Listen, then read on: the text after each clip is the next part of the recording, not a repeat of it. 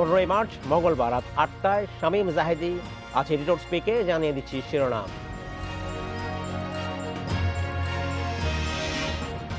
আগামী নির্বাচনেও ঐক্যবদ্ধভাবে মাঠে থাকবে 14 দল, জোটের বৈঠক শেষে জানালেন নেতারা।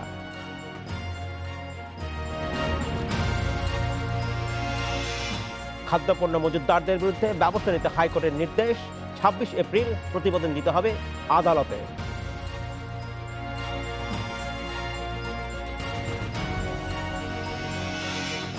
রোহিঙ্গা প্রত্যাবাসন শুরু যে কোনো মুহূর্তে। প্রথম ধাপে 700 জনকে নিতে চায় নেপিদো, প্রস্তুতি সম্পন্ন।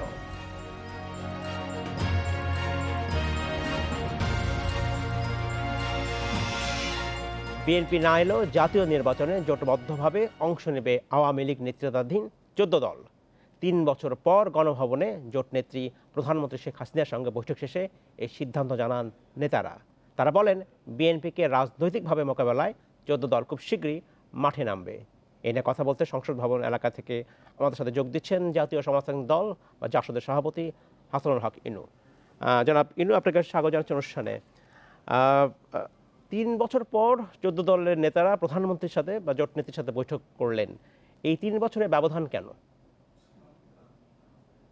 যে আক্রমণটা চলছে, সেই কোভিডের আক্রমণের কারণে শারীরিকভাবে সশরীরে আমরা মিলিত হতে পারিনি, তবে ভার্চুয়ালি বিভিন্ন রকম কর্মসূচি আমরা করে থাকি। সুতরাং একটু কোভিড নিয়ন্ত্রণে আসার ফলে মাননীয় প্রধানমন্ত্রী এবং 14 দলের জোট নেত্রী উনি সশরীরে বৈঠক করার জন্য আজকে মিলিত হয়েছিলেন। আমরা ওনাকে স্বাগত জানিয়েছি। জি, কোনো বৈঠক কি ভার্চুয়ালি হয়েছে এর আগে 14 দলের সাথে? মাননীয় প্রধানমন্ত্রীর সঙ্গে ভার্চুয়ালি কোনো বৈঠক হয়নি।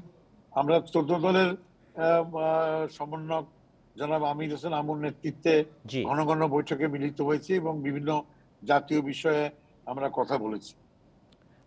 বিভিন্ন সময় গত 3 বছরে যদি আমরা বলি যে শরিকের অনেক নেতারাই কিন্তু কখনো কখনো হতাশা ব্যক্ত করেছেন, বলেছেন যে ঠিক তাদের গুরুত্ব দেওয়া হচ্ছে না এই জোটে। সেই অখুশি কি ভাব আজকে চলে গেল আজকে বৈঠকের পর? দেখুন, 14 দল 3 বছর ধরেই কাজ করেছে করোনা যুদ্ধের ভিতরে। সুতরাং কে খুশি হলো কি খুশি হলো না সেটা আনুষ্ঠানিকভাবে আমার জানা নেই আর কি, কেউ বলেননি। এর আগে কিন্তু বিভিন্ন সময় আমরা সংবাদ মাধ্যমে দেখেছি যারা বলেছেন জোট নেতারা যে তাদেরকে ঠিক সমান গুরুত্ব দেওয়া হচ্ছে না বা বিভিন্ন সিদ্ধান্তে তাদের মতামত নেওয়া হচ্ছে না, এমন অভিযোগ করেছেন তো। যাই হোক, এগুলো বলেছেন আর কি, যে বলেছেন তার ব্যাপার। আচ্ছা, আমি 14 দল সক্রিয়ভাবে যতদূর সম্ভব কোভিডের ভিতরে ভূমিকা রেখেছে আর কি। আজকে মূলত আমরা কোভিড একটা নিয়ন্ত্রণের দিকে এসেছে, ভবিষ্যতের চিন্তা সবকিছু মিলিয়ে আজকের বৈঠকটা মাননীয় প্রধানমন্ত্রীর সঙ্গে গুরুত্বপূর্ণ, খুবই গুরুত্বপূর্ণ। এবং সেখানে গুরুত্বপূর্ণ কিছু আলোচনা হয়েছে, যেরকম 14 দল থাকবে কি থাকবে না, 14 দলের দরকার আছে কি নাই, একসঙ্গে নির্বাচন করব কি করব না। সুতরাং এই প্রশ্নে যখন আলোচনার সূত্রপাত হয়েছে, তখন জোটের নেতৃবৃন্দ এবং মাননীয় প্রধানমন্ত্রীর বক্তব্যটা খুব পরিষ্কার। যেহেতু রাষ্ট্রের চিরশত্রু সাম্প্রদায়িক জঙ্গিবাদীরা বিএনপি এবং জামাতের ছত্রছায়ায় ক্রমাগত রাষ্ট্রের ভিত্তির উপরে আক্রমণ পরিচালনা করছে, অনেকটা কখনো অঘোষিত যুদ্ধ, কখনো যুদ্ধ সরাসরি, এরকম একটি পরিস্থিতিতে আমরা মনে করি এবং 14 দলের আজকে বৈঠকে এরকমই একটা ধারণা প্রধানমন্ত্রী দিয়েছেন যে এরকম পরিস্থিতিতে 14 দলের জোটের প্রয়োজনীয়তা রয়েছে। সুতরাং ঐক্যের গুরুত্ব রয়েছে, ঐক্য বজায় রাখতে হবে, রক্ষা করতে হবে। এর পরেই যে বিষয়টা এসেছে, তাহলে ঐক্য যদি বজায় রাখেন তাহলে 14 দলের ভূমিকাটা কি হবে, তখন উনি বলেছেন যে মাঠে, রাজনীতির মাঠে 14 দলের অবস্থানটা মানে সক্রিয় করতে হবে, কার্যকর করতে হবে এবং ইতিবাচক করতে হবে, যাতে পরিস্থিতি মোকাবেলা করার জন্য 14 দল কার্যকরী ভূমিকা রাখতে পারে। 3 নম্বর যেটা এসেছে যে জোটের এই সক্রিয়তার মধ্য দিয়ে আগামী নির্বাচনটা মোকাবেলা করতে হবে। হ্যাঁ, এই কথাই আমিও বলতে চাচ্ছিলাম যে আজকে যেটা আমরা প্রতিবেদন দেখেছি, বলা হচ্ছে যে বিএনপি জাতীয় নির্বাচন যদি আসুক বা না আসুক, 14 দল জোটবদ্ধভাবে নির্বাচন করবে। তাতে কি এই যে সিদ্ধান্ত নিয়েছেন, নিশ্চয়ই কে কোন আসন নেবেন সেগুলো নিশ্চয়ই খুবই প্রাথমিক আলোচনা, নিশ্চয়ই এখন সেটা হয়নি। এর আগেও তো এই ধরনের আলোচনা হয়েছে। তখন কি মনে হয় যে তখন যদি বিএনপির কথা নাই আসে, তাহলে কার বিরুদ্ধে আপনারা নির্বাচন করবেন তখন? দেখুন, আহ, সাংবিধানিক ধারা অব্যাহত রাখার জন্য যথাসময়ে নির্বাচন করাটা অত্যন্ত রাজনৈতিক একটা কর্তব্য। নিঃসন্দেহে। সুতরাং সেই কর্তব্য বাংলাদেশকে সম্পাদন করতে হবে বাংলাদেশের সাংবিধানিক ধারা অব্যাহত রাখার জন্য। হুম, হুম, আর হুম। সাংবিধানিক ধারা ব্যাহত হয়ে গেলে বাংলাদেশে অস্বাভাবিক সরকার আসবে, আমি যাকে বলি ভূতের সরকার। আর আচ্ছা। ভূতের সরকার আর সাম্প্রদায়িকতা দুই যমজ শয়তান, হুম, হুম। যমজ শত্রু। তারা বাংলাদেশকে ৭৫-এর পরে থাবা মেরেছে। সুতরাং আমি চাই না বাংলাদেশে আমাদের মতবিরোধ যাই থাকুক না কেন, সাংবিধানিক ধারা নষ্ট হোক হুম, হুম। এরকম কোন প্রচেষ্টাকে আমরা কেউ আমল দিব না। বৈঠক শেষে এই কথা বলা হয়েছে, বিএনপিকে রাজনৈতিকভাবে মোকাবেলা করার জন্য ১৪ দল শিগগিরই মাঠে নামবে। কি এমন হঠাৎ ঘটনা ঘটলো যে মাঠে নামতে হচ্ছে আপনাদেরকে? না, সার্বিক পরিস্থিতি নিয়ে, সামনে তো নির্বাচন, জি, সুতরাং অবশ্যই। সার্বিক পরিস্থিতি নিয়ে বিএনপি জামাত তো ইতিমধ্যেই সরকার উৎখাতের হুমকি দিয়েছে। তারা তাদের এজেন্ডা তো নয়। সুতরাং যেখানে সরকার উৎখাতের এজেন্ডা, জি, সেইখানে তো সাংবিধানিক ধারাবাহিকতা রক্ষা করার জন্য একটা রাজনৈতিক ভূমিকা আমাদের রাখতে হবে। কিন্তু নিঃসন্দেহে। তার চাইতে বড় কথা হচ্ছে এই মুহূর্তে যাপিত জীবনের যে সমস্যা, সেই সমস্যা নিয়ে আমরা আলোচনা করেছি। যেরকম দ্রব্যমূল্যের সমস্যা, যেরকম তেল, ডিজেল, বিদ্যুৎ, গ্যাসের উচ্চ মূল্য বৃদ্ধির সমস্যা। এই ব্যাপারে মাননীয় প্রধানমন্ত্রী খুবই ইতিবাচকভাবে গ্রহণ করেছেন এবং উনি বলেছেন ইতিমধ্যেই ১ কোটি কার্ড, অনেকটা রেশন কার্ডের মতন ১ কোটি মানুষকে দেওয়ার ব্যবস্থা করছেন। ট্যাক্স ভ্যাট কমিয়ে দিয়ে হোক মূল্য নিয়ন্ত্রণে রাখার চেষ্টা করবেন এবং যাতে ডিজেল, বিদ্যুৎ, গ্যাসের বিদ্যুৎ না বাড়ে সেই ব্যাপারে উনি ইতিবাচকভাবে ভূমিকা রাখবেন। সবকিছু মিলিয়ে যাপিত জীবনের আহ, মূল্য বৃদ্ধির অস্বাভাবিক পরিস্থিতিতে জি। এবং বাজার সিন্ডিকেটের কারসাজির মুখে সরকার কঠোর অবস্থান নেবে সেটাই আমরা পরামর্শ দিয়েছি। উনিও এটা ইতিবাচকভাবে সাড়া দিয়েছেন। মোট কথা যে যাপিত জীবনের সমস্যার সমাধানই করতে হবে, গরিবদেরও খুশি রাখতে হবে, নিম্নবিত্ত মধ্যবিত্তদেরও খুশি রাখতে হবে। এটা আমাদের রাজনৈতিক কর্তব্য। নিঃসন্দেহে। ২০০৪ সালের নভেম্বর মাসে আপনারা এই জোট বেঁধেছিলেন। সেই জোট অব্যাহত আছে এবং আপনারা বলছেন সে আগামী নির্বাচনেও এই জোট থাকবে। এই জোট কি একেবারে নির্বাচনমুখী নাকি নির্বাচনের বাইরেও বিভিন্ন ইস্যুতে আপনারা একসাথে কথা বলেন বটে, সেই ঐক্য কতটা সামনে গুরুত্ব দিবেন বিভিন্ন মানে আদর্শিক ইস্যুতে যদি আমি বলতে যাই? এটা এই জোটটা তো আদর্শিক ভাবেই তৈরি হয়েছে। এটা আচ্ছা, খালি নির্বাচনের জোট নয় আচ্ছা। বা ক্ষমতার জোট নয়। এটা মূলত বাংলাদেশকে পাকিস্তান পন্থার থেকে, সাম্প্রদায়িকতার থেকে, সামরিক তন্ত্র থেকে বাংলাদেশকে অন্ধকার থেকে তুলে এনে মুক্তিযুদ্ধের চেতনার পথে ধাবিত করার জোট। সেই কাজটা আমরা মনে করি এখনো সম্পন্ন হয়নি, হুমকির মুখে। সেই জন্য জোটের আহ, সেই জন্য জোটেরতা রয়েছে। আরেকটা জিনিস এখানে জি, এই প্রসঙ্গে এসে গিয়েছে যে সাম্প্রতিক স্বাধীনতার ৫০ বছরে আমরা যে হেফাজতের তাণ্ডব ব্রাহ্মণবাড়িয়া, হাটহাজারী, চট্টগ্রাম, ঢাকায় দেখেছি এবং সাম্প্রতিক দুর্গাপূজায় যে হামলা হয়েছে এই ব্যাপারটা বিস্তারিত আলোচনা হয়েছে এবং এখানে পরিষ্কার বলা হয়েছে যারা এই অপরাধী তারা যেই হোক না কেন হুম, হুম। তাদেরকে যেন এক চুল ছাড় না দেওয়া হয়, আচ্ছা। আইনের ফাঁক ফোকর দিয়ে বিচার থেকে যেন রেহাই না পায়। এই ব্যাপারে হুম। মাননীয় প্রধানমন্ত্রী তার কঠোর অবস্থান ব্যক্ত করেছেন, আমরা এই জন্য ওনাকে ধন্যবাদ জানাচ্ছি। সুতরাং শুধু যাপিত জীবনের সমস্যা না, জি। বাংলাদেশকে পাকিস্তান পন্থার থেকে রক্ষা করা এবং যে পরিবর্তনের ধারা সূচনা হয়েছে সেই ধারাটাকে বজায় রাখার জন্য এই জোট রাজনৈতিকভাবে মাঠে থাকবে। আ জি, জনাব হাসানুল হক ইনু, আপনাকে অসংখ্য ধন্যবাদ আপনার মূল্যবান সময় আমাদেরকে দেওয়ার জন্য। ভোজ্য তেলসহ নিত্য প্রয়োজনীয় পণ্যের দাম বৃদ্ধিতে জড়িত সিন্ডিকেটের বিরুদ্ধে আইনি ব্যবস্থা নেওয়ার নির্দেশ দিয়েছে হাইকোর্ট। এ বিষয়ে কী ব্যবস্থা নেওয়া হয়েছে তা আগামী ২৬ এপ্রিলের মধ্যে প্রতিবেদন আকারে জমা দেওয়ারও নির্দেশ দিয়েছে উচ্চ আদালত। এ নিয়ে কথা বলতে মোহাম্মদপুর থেকে আমাদের সাথে যোগ দিচ্ছেন রিটকারী আইনজীবী সৈয়দ মহিদুল কবির। জনাব কবির, আপনাকে স্বাগত জানাচ্ছি অনুষ্ঠানে। আপনার কাছে জানতে চাই, সিন্ডিকেটের কথা সবাই বলছি আমরা বেশ কিছুদিন থেকে যে এইসব দাম বৃদ্ধির পেছনে একটু সিন্ডিকেট জড়িত রয়েছে। আদালতও কয়েকবার বলেছে সিন্ডিকেটের, এবং বলেছে আদালত ভেঙে দেওয়ার কথা বলেছে, এই সিন্ডিকেটকে ভেঙে দেওয়া হোক। কিন্তু কারা এই সিন্ডিকেট? আদালত কি দায়িত্ব বলেছে কাউকে বা সরকারকে বলতে দায়িত্ব দিয়েছে কিনা কারা এই সিন্ডিকেট তা সেটাকে চিহ্নিত করা হোক, এমন কিছু বলেছে আদালত? আপনাকে ধন্যবাদ। আচ্ছা, আসলে সিন্ডিকেট শব্দটা আমাদের আইনে ওভাবে নাই। আইনে আমাদের না, মানে একটা গোষ্ঠী যারা আসলে দাম বৃদ্ধি করছে যোগ সাজতে, কারা সেই গোষ্ঠী? যোগসাজকে আমাদের শুনানির এক পর্যায়ে যোগসাজকের কথা আদালতে আমরা উপস্থাপন করি। আমাদের একটা কম্পিটিশন অ্যাক্ট আছে 2012 সালে। জি। এই কম্পিটিশন অ্যাক্টে সিন্ডিকেটটা সম্পূর্ণরূপে নিষিদ্ধ। এখানে একটা 21 ধারার একটা বিধান আছে, কোন সেম কাইন্ডস অফ প্রোডাক্টের কতজন ব্যবসায়ী একসঙ্গে সিন্ডিকেশন করে সেটাকে জোটবদ্ধ করে সেই নেতিবাচক প্রভাব পড়তে পারে এরকম কাজ করতে পারবে না, এটা আইন দিয়ে নিষিদ্ধ।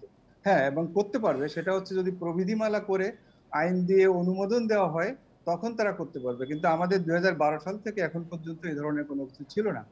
তো আমরা যে রিট পিটিশনটা আদালতে নিয়ে আসি তখন আমরা দেখা গেল যে এই দ্রব্যমূল্যের ঊর্ধ্বগতির কারণে এই নিত্য ব্যবহার্য পণ্যগুলোর একটা সিন্ডিকেশন হয়, শুধু তেল না অন্যগুলো সিন্ডিকেশন হয়। তখন আজকের পিটিশনে এই সিন্ডিকেশনের উপরে একটা রুল জারি হয়, যেটা নিষিদ্ধ কেন অবৈধ ঘোষণা করা হবে না। এইভাবে আসছে। এবং যে রিপোর্ট বা যে প্রতিবেদন 26 এপ্রিলের মধ্যে আদালতে জমা দিতে হবে, সেখানে বলা হয়েছে যে কি ব্যবস্থা নেওয়া হয়েছে, তাই তো? না, এই প্রতিবেদনের বিষয়টা আমি একটু ক্লিয়ার করে বলি। জি বলুন, প্রতিবেদন বলুন, হয়েছে কি, বলুন। এই সিন্ডিকেশনের মাধ্যমে যে দাম বৃদ্ধি হচ্ছে এর বিপরীতে আমাদের যে প্রচলিত আইনগুলো রয়েছে, যেমন ভোক্তা অধিকার আইন রয়েছে 2009 সালের, জি। স্পেশাল পাওয়ার্স অ্যাক্টে আমরা সিন্ডিকেটের যেখানে হোর্ডিং বলে, হোর্ডিং এর যাবজ্জীবন সাজা, এবং হোর্ডিং করে যদি সেটা চোরাচালানি করা হয় সেটা মৃত্যুদণ্ড। তাহলে এই অপরাধগুলো কিভাবে অফেন্স, যেটা আইনগতভাবে নেওয়ার কথা, সরকার কিভাবে পদক্ষেপ নিয়েছে সেটা প্রতিবেদন আকারে আগামী 26/4/2022 তারিখে আদালতে এটা প্রতিবেদন দাখিল করতে বলছে। এটা আদালতের ভাষায় আমরা কমপ্লায়েন্স বলি। জি। আরেকটি বিষয় আপনার কাছে জানতে চাচ্ছিলাম, আসলে আপনি বলছিলেন যে প্রতিযোগিতা আইন বা কম্পিটিশন লয়ের কথা বলছিলেন।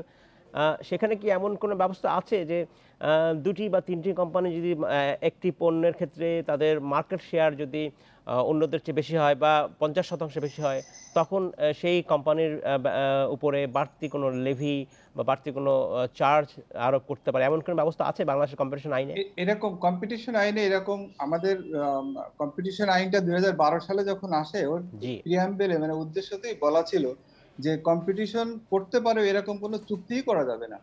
অর্থাৎ এই প্রতিযোগিতামূলক বাজারে কম্পিটিশন মানে হচ্ছে এখানে কম্বিনেশন করে কোনো কাজ করে যেটাকে নেতিবাচক প্রভাব পড়বে এরকম কিছু করতে পারবে না। কিন্তু এখন আমাদের সুপ্রিম কোর্ট আজকের মামলার মাধ্যমে একটা রুল দিয়ে দিল যে প্রবিধিমালা করে যদি করতে চায় সে প্রবিধিমালা করে অনুমতি নিয়ে করতে হবে। সেই প্রবিধিমালা কেন করা হবে না সেই ধরনের একটা সুযোগ এই রিট পিটিশনের মাধ্যমে আজকে আসলো।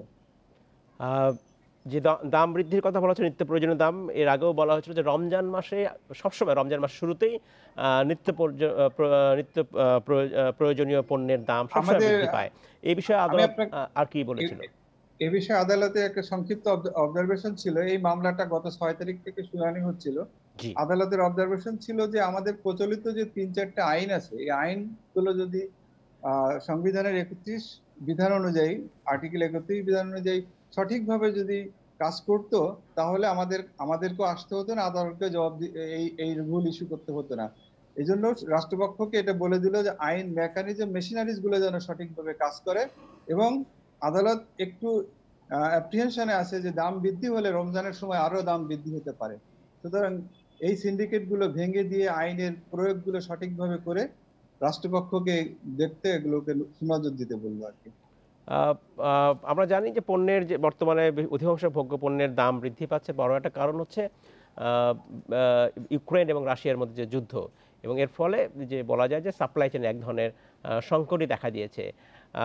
আমি যদি ভোজ্য তেলের কথা বলি, আন্তর্জাতিক বাজারের পুরো নির্ভরশীল বাংলাদেশ, কারণ 90% ভোজ্য তেল বাংলাদেশকে আমদানি করতে হয়। সেক্ষেত্রে যদি ভবিষ্যতে আন্তর্জাতিক বাজারে দাম বাড়ে, তাহলে কি খুব কিছু করণীয় থাকবে? আন্তর্জাতিক বাজারের দামের সঙ্গে যদি বাড়ে, আমরা আদালতে বিভিন্ন পিটিশনের বিভিন্ন শুনানি পর্যায়ে বলেছি আমরা যে দামটা নিয়ে আমাদের সন্দিহান সেটা হচ্ছে আন্তর্জাতিক বাজারের সঙ্গে কোনো রিলেটেড না। আমাদের এইখানে যে বাজারের বিভিন্ন স্টেজে যে কারসাজি করে যে দামগুলো বাড়ানো হয় সেইগুলো যদি কন্ট্রোলে হয়, অন্য ভোক্তারা খেতে পারলে, পাশের রাষ্ট্র খেতে পারলে আমরাও খেতে পারবো, কিন্তু আমাদের কারণে যেন দামটা বৃদ্ধি না পায়। যেমন আমাদের এই আজকের আদালতের একটা আদেশের মাধ্যমে খোলা বাজারে শস্য বিক্রয় নীতিমালার ভিতরে আদালত একটা অবজারভেশন দিয়েছেন, আমরা ওটা চেয়েছি। চাল, ডাল, আটা, তেল, সয়াবিন এবং চিনি খোলা বাজারে বিক্রয়ের জন্য 2022 সালের যে ওএমএস নীতিমালা আছে, এই ওএমএস নীতিমালার মাধ্যমে রেশন কার্ডের মাধ্যমে বিক্রির জন্য আদালত একটা অন্তর্বর্তীকালীন আদেশও দিয়েছে, রুলও দিয়েছে। জি। সুতরাং এই মামলার মাধ্যমে আমরা একটা ন্যায় বিচারের দিকে আমরা যাচ্ছি বলে আমার মনে হয়। ওএমএস এর মাধ্যমে যদি পণ্য নিতে হয় তার জন্য একটা কার্ড থাকবে, সেই কার্ড এটা একটা সরকার রেশন দেবে। কার্ড, আপনার মাধ্যমে বলি, রেশন কার্ড আমাদের একসময় ছিল, রেশন একটা প্রায়োরিটি রাইট, জি। যেটা জনগণ সরকার থেকে পেতে পারে। আমাদের আর্টিকেল 15-এ আমাদের খাদ্য এবং বাস নিরাপত্তার যে বিধানগুলোর কথা বলা আছে, রাষ্ট্র এগুলো ইচ্ছে করলে প্রায়োরিটি রাইট গুলো দিতে পারে, আমাদেরকে নিশ্চিত করতে পারে। সেই জন্য আমরা এই রেশনিংটা আদালতের মাধ্যমে আমরা চাচ্ছি যে আমরা রেশনিংটা চালু হোক। কিন্তু এটা আমাদের রুলেও আসছে। এই আগেকার রেশন, আপনি যেটা বলছেন আগেকার রেশনিং কার্ডের মতো নতুন একটি কার্ড তৈরি করা হবে যেখানে একটি পরিবার সেখান থেকে পাবে। এই পণ্যগুলো পাবে, এই পণ্যগুলো এই পাবে, পণ্যগুলো পাবে, কিন্তু এই পণ্যগুলো এই কার্ড ওএমএস এ নতুন করে তৈরি করা তো অন্তর্ভুক্ত। বেশ চ্যালেঞ্জ, আপনার কি সেটা মনে হয় না? না, এটা চ্যালেঞ্জ, একটা সময় একটা চ্যালেঞ্জ তো সব সময় সক্রিয় ছিল। আমাদের এনআইডি কার্ডও একটা চ্যালেঞ্জ ছিল। জি। দীর্ঘ চ্যালেঞ্জ পরে আমরা কিন্তু একটা জায়গায় এসে পৌঁছেছি।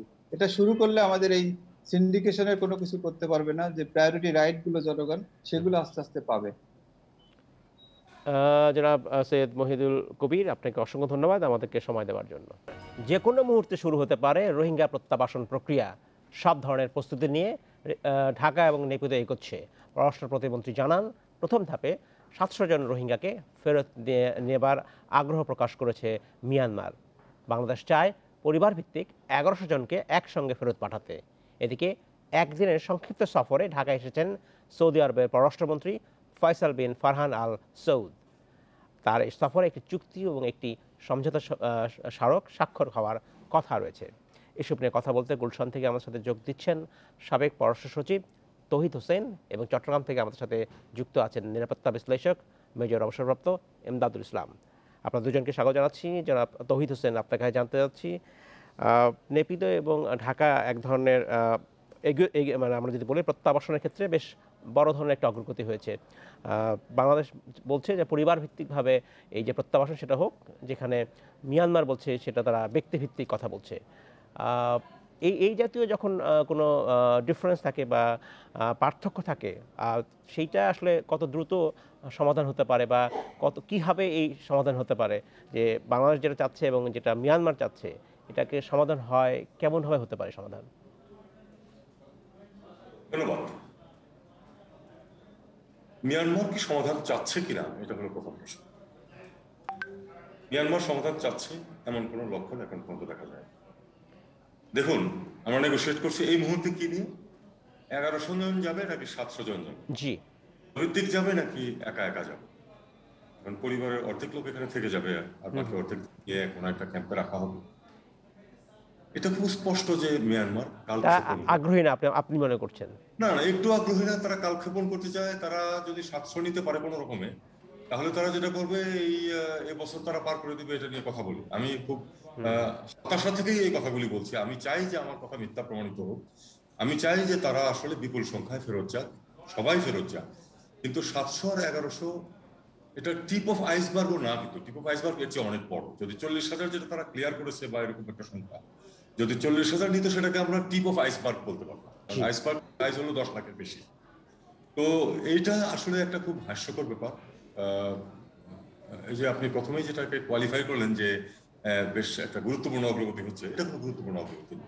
আচ্ছা, কারণ এর আগেও দুবার কিছু সংখ্যক লোককে নেওয়ার কথা উঠেছে, নেওয়া যায়নি, কারণ তারা যেতে রাজি হয়নি। মিয়ানমারের পরিস্থিতি কি উন্নত হয়েছে? কোনো প্রমাণ আছে যে মিয়ানমারের সামান্যতম কোনো অগ্রগতি হয়েছে তাদের ফিরে যাওয়ার পরিবেশ সৃষ্টির জন্য? তাদের জন্য নিরাপত্তার কোনো ব্যবস্থা হয়েছে? কোনো আন্তর্জাতিক ওভারসিইং একটা মেকানিজম প্রয়োজন আছে। কারণ মিয়ানমারের মিলিটারি রেজিমকে তো তাদের দেশের লোকেরাই বিশ্বাস করে না। আমরা কি করে বিশ্বাস, রোহিঙ্গারা কি করে বিশ্বাস করে? ধন্যবাদ জনাব তৌহিদ হোসেন। আমি জনাব মেজর অবসরপ্রাপ্ত এমদাদুল ইসলামকে জানতে চাচ্ছি, জনাব ইসলাম, আপনার কি মনে হয় মিয়ানমারের যে অবস্থান, যে সিদ্ধান্ত তারা এবং তারা পরিবার ভিত্তিক ভাবে যে প্রত্যাবাসনের কথা বলা হচ্ছে তাদের রাজি নয়, আপনি কিভাবে দেখছেন মিয়ানমারের এই অবস্থানকে? ধন্যবাদ। আসলে বিষয়টা আমার কাছে অনেকটা মনে হচ্ছে এটা একটা জগাখিচুড়ি ধরনের বিষয়। কারণ এখানে অনেকগুলো শর্ত ছিল, যেমন তাদের নাগরিকত্বের বিষয় ছিল, তাদের নিরাপত্তার বিষয় ছিল, তারা স্ব অঞ্চলে যেখান থেকে রোহিঙ্গারা আসছে সেসব অঞ্চলে ফেরত যাবে, সেই কথাগুলি সামনে চলে আসছিল। এগুলোর ব্যাপারে তেমন কোনো বক্তব্য এই পর্যন্ত পাওয়া যায়নি। আর দ্বিতীয়ত, এখনও পর্যন্ত 2017 সাল থেকে আজকে দীর্ঘ সময়, এর ভিতরে আপনি দেখুন এখনও আমরা সিদ্ধান্ত নিতে অথবা পারস্পরিক কর্তৃপক্ষ সিদ্ধান্তে আসতে পারে নাই যে এটা কি পরিবার ভিত্তিক যাবে, 700 জন যাবে না 1100, এদের ভিতর কি একক ব্যক্তি যাবে, তার সন্তান যাবে, না মা যাবে, না বাবা যাবে, না বোন যাবে, ভাই যাবে। এগুলি অনেকটা আমি বলবো যে এটা কনস্পিকুয়াস, দেয়ার আর লট অফ গ্রে এরিয়াস, যেগুলো এখনো পর্যন্ত এটা অনিশ্চয়তার একটা বেড়াজালের মধ্যে আমার মনে হয় এই পদক্ষেপ, এবং এটার সফলতা আলো দেখবে বলে আমার খুব একটা আমি এখানে আশান্বিত হতে পারছি না। জি, ধন্যবাদ জনাব তৌহিদ হোসেন। পররাষ্ট্র প্রতিমন্ত্রী বলেছেন যে এই প্রত্যাবাসন হবে স্বেচ্ছায় এবং নিরাপদ পরিবেশ নিশ্চিত করেই হবে এবং জাতিসংঘ এখানে সম্পৃক্ত থাকবে। এই বিষয়টা অনেকদিন থেকে বলা হচ্ছিল যে তারা যখন ফিরে যাবে সেখানে তারা আসলে থাকতে পারবে কিনা, তাদের নিরাপত্তা নিশ্চয়তা দিতে হবে। তার মানে কি আমরা ধরে নেই এই আলোচনার টেবিলে যে মিয়ানমারকে এই নিরাপত্তা নিশ্চয়তা দিচ্ছে কিনা বাংলাদেশকে? ধরুন মিয়ানমার বললো যে হ্যাঁ তাদেরকে নিরাপদ রাখা হবে, তাদের কোনো সমস্যা হবে না, তাতে করে কি তারা যেতে রাজি হবে? কারণ স্বেচ্ছাকৃত হতে হবে, যেটা পররাষ্ট্র প্রতিমন্ত্রীও বলেছেন বলে আপনি জানালেন, যে তারা স্বেচ্ছাভিত্তিক হতে হবে এবং আন্তর্জাতিকভাবেও এটাই প্রত্যাশিত যে জোর করে কাউকে কখনোই ফেরত পাঠানো হবে না, স্বেচ্ছায় মানুষ ফেরত যাবে, কারণ দেখতে পাবে যে তাদের জন্য ওই পারে নিরাপত্তার ব্যবস্থা আছে এবং তার জীবনযাপনের ব্যবস্থা আছে। তেমন কোনো ইন্ডিকেশন পররাষ্ট্র প্রতিমন্ত্রী অথবা পররাষ্ট্র মন্ত্রণালয় পেয়েছে কিনা এটা আমার জানা নেই। আমি যেটুকু বলছি সেটুকু শুধু আমার গত 4 বছরের অবজারভেশন থেকে বলছি, যে আসলে যে আমরা যেটুকু দেখেছি যে মিয়ানমার কখনোই সিরিয়াস ছিল না। এবং এখনো আপনি এই যে এমদাদু তো একই কথা বললেন যে পরিবার ভিত্তিক যাবে নাকি ব্যক্তি হিসাবে যাবে, এটা নিয়ে তো কন্ট্রোভার্সি হওয়ার কোনো কারণ নেই। ধরা যাক তারা পরিবার ভিত্তিতে যেতে চায়, তাতে মিয়ানমার কর্তৃপক্ষের সমস্যাটা কোথায়? তারা তো একটা বলবে যে এই কারণে আমরা পরিবার ভিত্তিতে নিতে পারবো না, কি যুক্তি থাকতে পারে যে পরিবার ভিত্তিতে নেওয়া হবে? কাজেই পুরো জিনিসটাই আসলে একটা ধাপ্পাবাজি। এবং মিয়ানমার মিলিটারি রেজিম যেটা চাচ্ছে যে কিছু লোককে নিতে পারলে তারা আন্তর্জাতিক সম্প্রদায়কে দেখাতে পারবে যে এই দেখো আমরা কিন্তু সমস্যার সমাধান করছি। বাংলাদেশে আসলে করণীয় কি? কারণ বাংলাদেশকে তো আসলে এই আলোচনা চালিয়ে যেতে হবে এবং তাহলে বাংলাদেশ কোন কৌশল আসলে অবলম্বন করতে পারে বলে আপনি মনে করেন? আমি একটা কথা বলে আসছি যে অনেকে বলছিলেন যে আমরাও বলছি যে আসলে আলোচনার মাধ্যমে মিয়ানমারের সাথে আলোচনার মাধ্যমে সমস্যার সমাধান হবে না, কারণ তারা কালক্ষেপণ করবে। কিন্তু বাংলাদেশকে অবশ্যই মিয়ানমারের সাথে আলোচনা চালিয়ে যাবে, কারণ মিয়ানমারকে বা মিয়ানমারের যে জান্তা আছে লিগাল ইলিগাল সে প্রশ্নে আমরা গেলাম না, তাদেরকে এই সুযোগ দেওয়া চলবে না যে তারা বলতে পারে যে দেখো আমরা তো চাচ্ছি কিন্তু বাংলাদেশ তো সহযোগিতা করছে না। বাংলাদেশ সবসময় সহযোগিতা করে যাবে, কিন্তু আমাদের ব্যাক অফ দি মাইন্ড যেটা থাকতে হবে যে মিয়ানমার সম্ভবত ধাপ্পা দিচ্ছে এবং সম্ভবত তারা কোনো কাজ করবে। ধন্যবাদ জনাব এমদাদুল ইসলাম, আপনার কাছে আমার প্রশ্ন থাকবে যে বলা হচ্ছে এই পর্যন্ত 28,000 রোহিঙ্গাকে যাচাই বাছাই করেছে মিয়ানমার এবং তাদেরকে সিদ্ধান্ত নিয়ে যাবে। আমি আপনার কাছে জানতে চাইবো আমরা কিভাবে আসলে এই যে যাচাই বাছাইটা হলো মিয়ানমার কিভাবে করলো। তবে তার আগে আমরা একটি নেব বিরতি। আমাদের সাথে আছেন সাবেক পররাষ্ট্র সচিব তৌহিদ হোসেন এবং নিরাপত্তা বিশ্লেষক মেজর অবসরপ্রাপ্ত এমদাদুল ইসলাম। জনাব এমদাদুল ইসলাম, আপনার কাছে প্রশ্ন ছিল যে 28,000 রোহিঙ্গাকে এই পর্যন্ত যাচাই বাছাই করা হয়েছে মিয়ানমারের পক্ষ থেকে, এটার কি পদ্ধতিতে আসলে এই যাচাই বাছাই করা হলো একটু জানতে চাই আপনার কাছে। ধন্যবাদ। আসলে দেখুন 2017 সালের অগাস্ট মাসে হত্যা, অগ্নিসংযোগ, ধর্ষণ, নিপীড়ন, নির্যাতন সবকিছুর অত্যন্ত অমানবিকভাবে এই মানুষগুলোকে বাংলাদেশের দিকে ঠেলে পাঠানো হয়েছিল। এখন এই 28,000-এর কথা বললেন যাদেরকে বাছাই করা হয়েছে, আমি আমার বিভিন্ন সূত্রে যতটুকু জেনেছি, আমি কয়মান মনোবাক্যে প্রার্থনা করি যেন এই জানাটা যেন মিথ্যা হয়। সেখানে এই 28,000 যাদেরকে বাছাই করা হয়েছে সেখানের অধিকাংশ হচ্ছে শিশু এবং নারী। তার স্বামীকে বাদ দিয়ে স্ত্রীকে বাছাই করা হয়েছে, আবার অনেক সময় মা বাবা দুজনকে বাদ দিয়ে তার শিশুকে সন্তানকে বাছাই করা হয়েছে। পুরো পরিবারকে একসাথে বাছাই করা হয় নাই, পরিবারের একজনকে, কোনো পরিবারের দুজনকে বাছাই করা হয়েছে, বাকি 3 জনকে বাদ দেওয়া হয়েছে। তো এটা অত্যন্ত অমানবিক একটা পন্থায় এটা যাচাই বাছাই করা হয়েছে।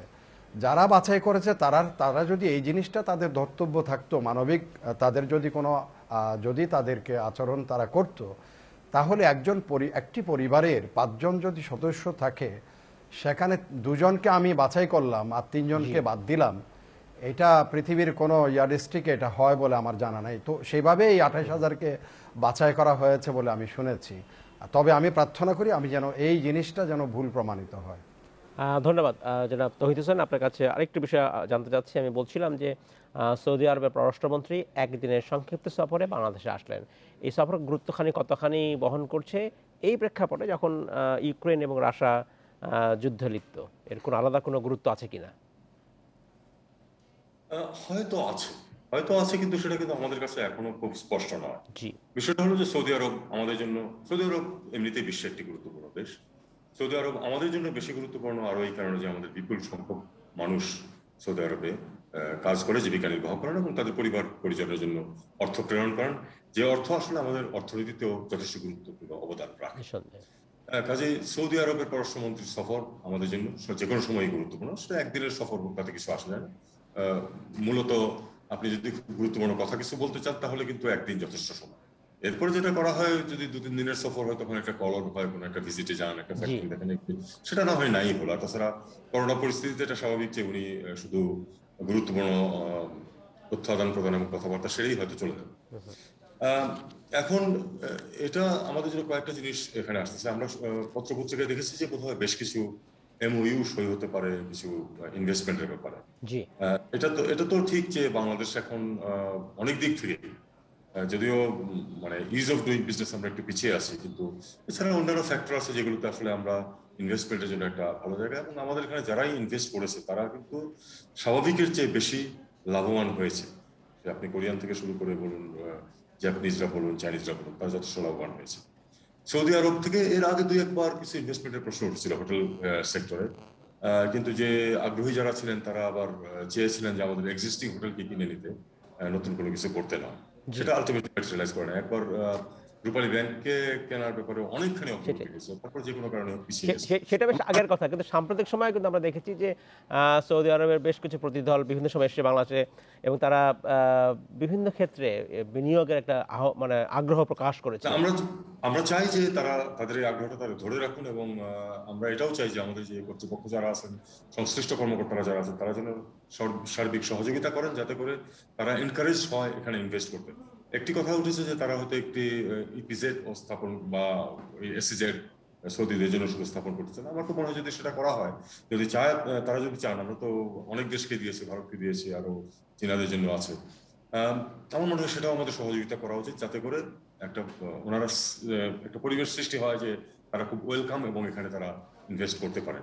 ইনভেস্টমেন্ট প্রয়োজন, কারণ আমাদের বিপুল সংখ্যক ইয়াং ছেলেপেলে যারা আমাদেরকে আসলে সত্যিকার অর্থে ওই ডেমোগ্রাফিক ডিভিডেন্ডটা দেওয়ার কথা, তাদের অনেকেই কিন্তু কর্মহীন। এটা আপনারা কতটুকু জানেন আমি জানি না, কিন্তু আমি গ্রামে যেহেতু আমার যথেষ্ট যোগাযোগ আছে, আমি প্রচুর ছেলে মেয়েকে দেখতে পাই যারা কোনো কাজ করছে না। তো তাদের কর্মসংস্থানের ব্যবস্থা হোক, ইনভেস্টমেন্ট হোক, এটা আমরা অবশ্যই চাই। এবং আমরা চাই যে সৌদি আরব বন্ধুপ্রতিম দেশ, তারা এগিয়ে আসুক, আমাদের এখানে ইনভেস্ট করুক। অনেক ধন্যবাদ জনাব তৌহিদ হোসেন, জনাব এমদাদুল ইসলাম, আপনাকে অসংখ্য ধন্যবাদ আপনাদের মূল্যবান সময় আমাদেরকে দেওয়ার জন্য। এই ছিল ইন্ডিপেন্ডেন্ট টেলিভিশনের সব খবর। বিস্তারিত জানতে চোখ রাখুন ফেসবুক, ইউটিউব এবং টুইটারে। সাথে থাকার জন্য ধন্যবাদ।